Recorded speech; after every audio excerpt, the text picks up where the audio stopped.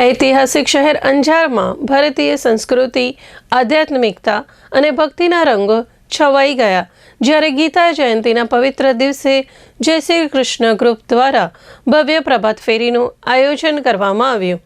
પ્રભાત ફેરી, જેનો અર્થ સવારે ફરવું, માત્ર ધાર્મિક વિધિ જ નહીં પરંતુ સામુદાયિક એકતા, ભક્તિગાન અને જનજાગૃતિનું સુંદર સંમિશ્રણ છે।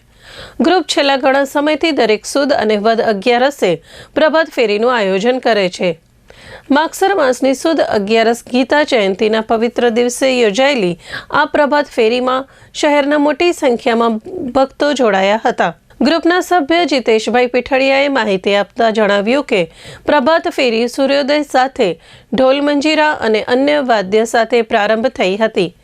યાત્રાએ શહેરના મુખ્ય મંદિરો અને વિસ્તારોમાંથી પસાર થઈ હતી, જેમ કે દરિયાલાલ મંદિર, મોહનરાયજીનું મંદિર, જલારામ મંદિર, માવા દાદા મંદિર, હનુમાનજી મંદિર, હવેલી સંપ્રદાય માર્ગ, દ્વારકાધીશ મંદિર, લોહાણા મહાજનવાડી, રામ ઓટા, વાગડિયા ચોક, રતનપુરા, સચ્ચિદાનંદ મંદિર, મચ્છીપીઠ, વાઘેશ્વરી માતાજી મંદિર, માધવરાયજી મંદિર, નાગનાથ દેવ મહાદેવ મંદિર અને અંતે રામસખી મંદિર ખાતે સમાપન થયું હતું। યાત્રા દરમિયાન વિવિધ મંદિરો ખાતે આધ્યાત્મિક પાઠ અને સ્ત્રોત્રોનું વાંચન થયું। માધવરાયજી મંદિર ખાતે ભક્તો દ્વારા શ્રી નંદકુમાર અષ્ટકમ, નાગનાથ મહાદેવમાં વેદસાર શિવોત્સવ તથા રામસખી મંદિરમાં હનુમાન આરાધના કરવામાં આવી। આ પ્રસંગે જીતેશભાઈ પીઠડિયાએ ઉપસ્થિત ભક્તોને ગીતા જયંતિનું મહત્વ સમજાવ્યું।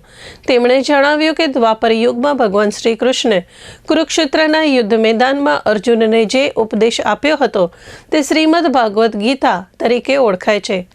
18 અધ્યાય અને 700 શ્લોકોથી સમૃદ્ધ આ ગ્રંથ કર્મયોગ, જ્ઞાનયોગ અને ભક્તિ યોગનું દિવ્ય સંમિશ્રણ છે।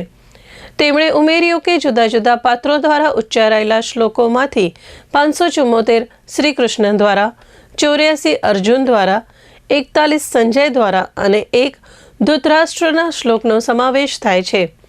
પ્રભાત ફેરીને ભારતીય સંસ્કૃતિ, ધાર્મિકતા, આધ્યાત્મિકતા અને શ્રદ્ધાનું પંચામૃત ગણાવી તેમણે જણાવ્યું કે આ એકતા અને સંતુલિત જીવનશૈલી તરફ લઈ જતી પરંપરા છે।